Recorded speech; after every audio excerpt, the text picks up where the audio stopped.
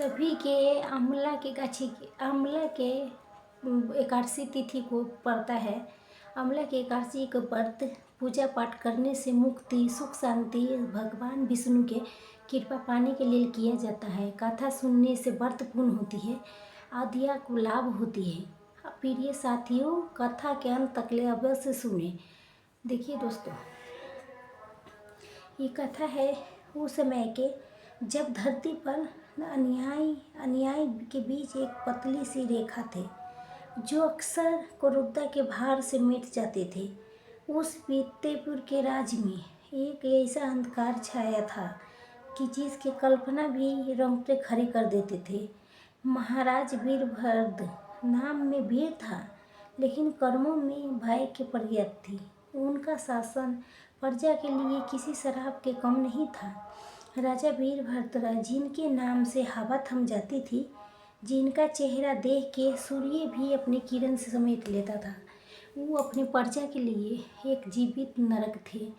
उनके क्रूरता की कहानी सिर्फ राज में नहीं, दूर दराज के जानवरों में थी। भय के संचार करती थी। बिना किसी कारण, बिना किसी अपराध के लोगों के दंड करते थे। जरा सा बात पर किसी के कारागार में डाल देते थे, किसी की संपत्ति जप लेते थे कि फिर किसी भरी के सभा में कोड़े बरसाना उनके लिए सामान्य बात थी। जनता करम उठती थी, उसकी आंखें हमेशा आंसुओं से भरी रहती थी। उनका हृदय हर पल भय से कांपता रहता था। माता के क्रोध सुनी हो जाती थी, माता की गोद, बच्चे पिता के साया से बचती हो जाती थी। स्त्रियां अपने सुहाग की चिंता में खोलती रहती थी। राज में किसी के हंसने की अनुमति नहीं थी, किसी के अपने सुख के इजहार करने की छूट नहीं थी। राजा के सेवक उनसे भी अधिक क्रूर हर पल ताकत में रहती थी। कोई जरा सा गलती भी करे तो उसके राजा के सामने पेश किया जा कर दे। वीरभद्र के अन्याय के अर्थ था केवल उनका इच्छा, उनका क्रोध के अति थे। जब यही सब चल रहा था तभी दोस्तों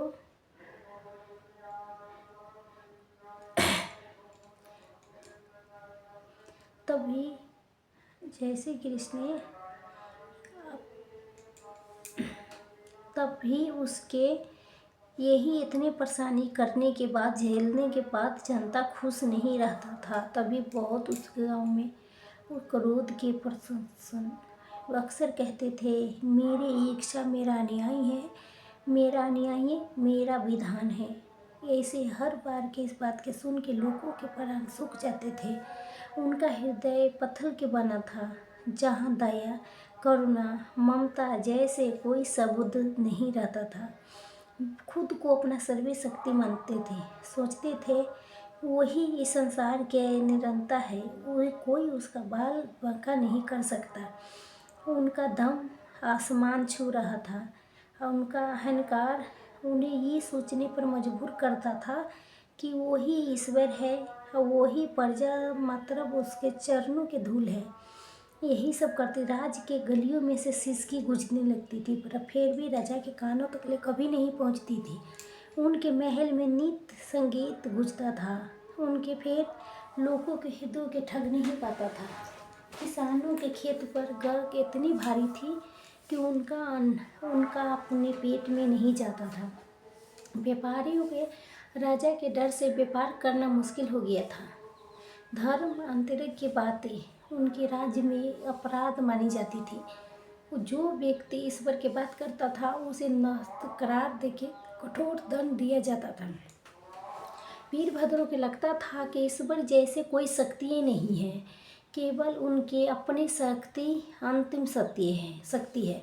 इसी क्रूरता के दम के चरण पर पहुँच के एक दिन राजा वीरभद्र अपने सैन्यों के आदेश दिया, आज खेत पे निकलेगी, ऐसा कोई भी प्राणी नहीं देखना चाहिए कि मेरे बाणों से बच गए। उनकी आंखें यात्रा भी उनकी क्रूरता के एक और उदाहरण थी। केवल मनोरंजन के लिए निर्वास पशुओं के संग्रह करती थी। हिरणों के चौकी, मोरों के नृत्य, हाथियों के झुंड, सब उनके लिए मात्र लक्ष्य थे जिनके जीवन में कोई मूल्य नहीं था। उस दिन भी वो अपने सैकड़ों सैनिक के साथ घने जंगल में प्रवेश कर दिया। दिन भर वो अपने बाणों से बेजुबानों के बीनती रही। उनके सैनिकों को क्रोध हंसी से जंगल घुसता रहा। सूर्य जब ढलने लगा, राजा अपने शिकार के नशे में इतना डूब चुकी थी कि उनके समय के भाहे नहीं चला। जब एक विशाल आग के पीछा करते करते जब अपने सैनिक के बहुत दूर चली गई, तब जंगल और घना हो गया और शाम ढलने ढलते चारों ओर एक भयानक अंतकारी अंत छा गया। जब राजा के एहसास हुआ भटक गए हैं, तभी उनके सैनिक जो हमेशा उनके परछाई के तरह साथ रहते थे, कहीं दिखाई नहीं दे रहे थे। उन्हें बस पसीना आ गया। ये पहली बार था कि जब वीरभद्र ने स्वयं के इतना अकेला इतना सहाय पाया था। उन्हें अपने विशाल सेना, अपने अस्त्र शस्त्र, अपने महल के चकाचौंध याद आई। इस घने जंगल में जहाँ हर आहट उसके डरा रही थी, जहाँ एक साधारण मनुष्य से भी कमज़ोर लग रहे थे, रात के घनापन उनके भयभीत कर रहा था। हिंसक पशुओं की आवाज़ें, झिंगुरों के करकर से, इस हवा के सरसराहट से उनका मन काँप रहा था। वे चलते चलते थक गए जाते थे, प्यास से गला सूख रहा था, भूख से पेट में ऐंठन हो रही थी। तभी उन्हें दूर एक हल्की सी रोशनी दिखाई दी, एक उम्मीद की किरण। वो सुर भरे अपना रखा एक विशाल आमल के वृक्ष के नीचे कुछ साधु संत बैठे हैं। तब भी उनके पास एक छोटी सी कुटिया है। साधु संत अपने भजन में लीन थे, भगवान विष्णु के नाम के जाप कर रहे थे। हरे राम हरे राम रामे राम, हरे हरे हरे हरे कृष्णा हरे कृष्णा हरे हरे हरे, ऐसे जाप कर रहे थे। ओम नमः भगवती वासुदेवाय, ओम नमः भगवती वासुदेवाय, माधव नवाय, केशव नवाय। अलौकिक धुन उस रात्रि के संत के भेंट के राजा के कानों में पड़ रही थी। जब राजा ने देखा कि वृक्ष के नीचे थोड़ी दूरी पर अग्नि जल रही थी, कुछ भक्त उसके अग्नि के चारों ओर बैठ के हरि नाम से कीर्तन कर रहे थे। उनकी वेशभूषा उनके चेहरे पर शांत थी, आँखों में अधूप चमक देख के राजा को पहली बार लगा कि उनसे भी कोई शक्तिशाली संत दुनिया में है मौजूद है। थके हारे प्यासे भूखे होने के कारण उसी अमले के वृक्ष के नीचे थोड़ी दूरी पर छिप के बैठ गए। उन्हें साधु संगत के डिस्टर्ब करना उचित नहीं समझा। अनजाने में भी वो दिन एकादशी के दिन था, अमल के दिन एकादशी। तब विष्णु भगवान के पूजा करने के पूरे दिन अन्न की एक दाना नहीं खाया था राजा ने, जल के एक बूंद पानी भी नहीं पिए थे। इस प्रकार अनजाने में भी उनका एकादशी के उपवास हो गया था। सारी रात राजा वहीं बैठे, साधुओं के भजन उनके कानों में पड़ती रह गई। पहले तो उन्हें ये धुनी अच्छा नहीं लगा, फिर धीरे धीरे वो धुन ये अजीब सी शांति हो गई। हरे राम के गूंज उसके दिल में कठोर हृदय पर किसी मधुर अवसर की तरह काम करने लगा। उनके आँखों के सामने से उनके जीवन के सारों को क्रम एक एक करके गुजरने लगा। जब गरीब किसान जिन्हें उन्हें बिना घोड़े लगवाए थे, बच्चे जिन्हें भूख से बिलखते हुए मर गए थे, बेहता जिए मत गोद उस उजाड़ दिए थे, उन्हें दोष प्राणी जिनका उधर संहार किए थे, एक एक करके उसके हर चेहरा हर चीज उनके मन मस्तिष्क पर घूमने लगे थे। उन्हें अपने पापों के भार अचानक सहने लगने लगा था। कभी ईश्वर के मानते नहीं थे जी। आज इस जंगल के भयावरण में साधुओं के नीचे प्रेम से हरि नाम के दिव्य से उनके किसी अलौकिक शक्ति के आभास होने लगा। उन्हें लगा उसके पापों के घड़ा भर चुका है, अब उन्हें कोई बचा नहीं पाएगा। उनका हृदय पश्चाताप के अग्नि में जलने लगा। उनका सुबह हुई, सूर्य के पहली किरण आंवले के वृक्ष के पत्तियों से छन के जमीन पर पड़े। तभी राजा वीरभद्र की नींद खुली। तो उन्होंने स्वयं को उसी स्थान पर पाया जहाँ वो रात भर बेसाधु के संत के हरे नाम के श्रवण कर रहे थे। उनके शरीर थका हुआ था, लेकिन मन में एक अचूक शांति भी थी। एक दिन अजीब के हित भी थे जहाँ पछतावा भर रहा था। साधु संत उठ चुके थे। एक वृद्ध संत ने राजा के वहाँ बैठे देखा था। जब संत ने प्रेम से पूछा, बस तुम कौन हो? तुम इस घने जंगल में अकेले क्या कर रहे हो?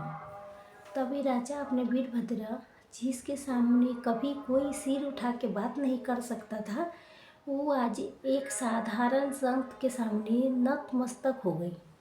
उनकी आंखों में आंसू थे जो सदियों से सूखे पड़े थे। जे उनके गला रूठ गया। जे मुश्किल से कह पाए, महाराज, मैं वही अभागा पापी वीरभद्र हूँ जिससे आप राजा कहते हैं। रात भर मैंने आपको भजन सुनी। मुझे अपने पापों के परीक्षा पान इतना क्रूर, इतना निर्दयी था कि मुझे स्वयं से घृणा हो रहे हैं। मुझे क्षमा अर्चना कर दिए महाराज। मुझे रास्ता दिखाइए, मैं इन पापों से कैसे मुक्ति पाऊँ? वीर संत ने मुस्कुराते हुए कहा, पुत्र, तुम जिस हृदय में पश्चाताप के अग्नि जल उठे, वही सच्चा हृदय है। आज अम्ल की एकादशी है। तुम अम्ल एकादशी अनजाने में पूर्ण उपवास किए हो। रात भर भगवान विष्णु के नाम के श्रवण किए हो। भगवान की कृपा तुम पर हुई हो। तुम अमल के बीज को साक्षात विष्णु स्वरूप है। एकादशी के ये पुण्य काम तुम्हें अनजाने में प्राप्त हुआ है। जाओ, अपने राज लौट जाओ। अपने पापों की परीक्षा जरूर करो। अपना प्रजा के सेवा करके करो। भगवान विष्णु तुम्हारा सबके कल्याण करते हैं। वो तुम्हें भी अवश्य क्षमा अर्चना करेगा। राजा वीरभद्र ने संत के चरणों में प्रणाम किया और एक नए जन्म के साथ वो अपने राज के ओर चल दिया। जब उसके पैरों में अब दम नहीं था कि बल्कि एक नए विनम्रता थे कि उनके कदम अब अहंकार के भार से नहीं बल्कि सेवा भाव के संकल्प से सीधे थे। उनके हृदय में अब घृणा नहीं बल्कि करुणा के वास थे। जानते थे कि उनका मार्ग आसान नहीं होगा। उनके प्रजा उन पर विश्वास नहीं करेंगे। उस पर इतना अति थे कि अपने महल पहुँचे तो उनके सैनिक ने उसके देख के चौंक गया। राजा के चेहरा बदल गया था। क्रूरता, अहंकार, कठोर वो सब कुछ जगह एक अद्भुत शांति और नम्रता थी। जब राजा वीरभद्र ने सबसे पहले अपने दरबार में एक घोषणा की, उन्होंने सभी मंत्री के इकट्ठा करके पूरे प्रजा को राजमहल में आंगन में इकट्ठे होने के आदेश दे दिया। लोग डरते हुए आए, सोच रहे थे पता ना आज क्या राजा किसी नए दंत की घोषणा करेगी। फिर आज सब कुछ अलग था। राजा सिंहासन पर नहीं बैठे थे बल्कि सबके सामने खड़े थे। उनके चेहरे पर एक गंभीर भाव था। उनने अपने आवाज़ में कहा, आज से मैं वीरभद्र अपने अतीत के पापों के संकल्प पर लेता हूँ। मैं अपने प्रजा पर जो अत्याचार किए थे उनके लिए मैं क्षमा प्रार्थी हूँ। मैं जो पाप किए थे उसे मैं क्षमा अर्चना मांगती हूँ। मैं प्रतिज्ञा करती हूँ कि आप मेरा जीवन केवल मेरे प्रजा के सेवा में लगा रहेगा। ये सुन के पूरे सभा में संगता छा गई। लोग विश्वास नहीं कर पा रहे थे कि वही क्रूर राजा वीरभद्र है जिससे उन्हें हमेशा डरा हुआ दिखाता था। उनकी आंखों से आंसू बहने लगी। परसों ये बात भय के नहीं बल्कि आशा खुशी के आंसू, दबे हुए आशा के आंसू थे। जब राजा ने आगे कहा, मैं आज से अपने सभी कठोर नियम रद्द करता हूँ। सभी की कारागारों से निर्दोष व्यक्ति को मुक्त किया जाए। सभी कर के माफ़ किए जाते हैं। जो संपत्ति मैंने जब्त की थी वो उनके मूल स्वामियों को लौटा देती हूँ। आज से मेरा राज धर्म, अन्याय, करुणा के सिद्धांत पर चलेगा। ये सब स्वयं को मैं हर सुबह शाम अपने प्रजा के समस्या सुनूंगा, उनका समाधान करूंगा। ये घोषणा सुन के लोगों में फुसफुसाहट शुरू हो गई। फिर धीरे धीरे फुसफुसाहट हर ध्वनि में बदल गई। किसी के यकीन ही नहीं हो रहा था कि ये रात में राजा इतना बड़ा बदल जाएगा। संभव हो ही नहीं सकता था। राजा क्रूरता के प्रति एक शस्त्रों के त्याग दिया। उसके स्थान पर उन्होंने एक साधारण वस्त्र धारण किया। वो अब स्वयं अपने प्रजा के बीच जाके उनकी समस्या सुनते थे। उन्हें सबसे पहले उन परिवारों की सहायता की जो ने उनके सबसे अधिक हानि पहुँचाई थी। एक किसान जिसके खेत उसके छीन लिए थे, उसके न केवल खेत ने लौटाए बल्कि उसके बीज और पशुधन भी दिया, फिर से अपना जीवन शुरू कर सके। एक विधवा स्त्री जिसके पति को उन्हें बिना कारण मरवा दिया था, उसके बेटे की शादी के पूरे खर्च उठाया, उसके घर में खाने पीने के सामान रख दिया, सब सामान दिया खाने पीने के लिए, बिना कारण मरवा दिया था। उसके बेटे की शादी के पूरे खर्च उठाया, उनके जीवन पिलसिम दी। राजा की आंखों में पछतावा के करुणा के आंसू होते थे। धीरे धीरे लोगों के भय कम होने लगा। अब उनके स्थान पर विश्वास प्रेम मिले। जब राजा वीरभद्र आप जन रक्षक के रूप में जाने लगे, जब उन्हें अपने राज्य में स्कूल खोली, अस्पताल बनाया, जल संकट के लिए कुएं तालाब खुदवाए, उन्हें धर्म को बढ़ावा दिया, पूरे राज्य में मंदिर बनवाया, स्वयं नित भगवान विष्णु के नाम जपते थे। अमल के एकादशी के दिन विशेष पूजा अर्चना करते थे। उस एक रात के अनजाने में किए गए एकादशी ने उनके जीवन के पूरी तरह से बदल दिया था। नीति ने ऐसा खेल खेला था कि ये क्रूर राजा को जिस लोग देख के कांपते थे, वो अब प्रेम करुणा के प्रतीक बन गया था। वो वर्षों बीत गई। राजा वीरभद्र के राज चारों ओर से धन धान्य खुशहाली से भरने लगा। उनके प्रजा उसके देवता समान पूजती थी। ये परिवर्तन न केवल राजा के जीवन में नहीं आया था, बल्कि उसके पूरे राज के वातावरण को बदल दिया था। जहाँ पहले भय साम्राज्य था, तहाँ शांति प्रेम समृद्धि के वास था। राजा वीरभद्र ने अपना शेष जीवन अपनी प्रजा के सेवा में बिता दिया। ये कथा हमेशा सिखाती है, कोई भी हृदय इतना कठोर नहीं होता है जो दिव्य कृपा से पिघल न सके, या कोई भी पापी इतना बड़ा नहीं होता कि उसके पश्चाताप भगवान के नाम के आश्रय नहीं मिल सके। बस एक क्षण, एक श्रद्धा की किरण, एक हरि नाम के गूंज, एक जीवन के अंतकार सब बदल देता है। हरि हरि ओम नमः शिवाय।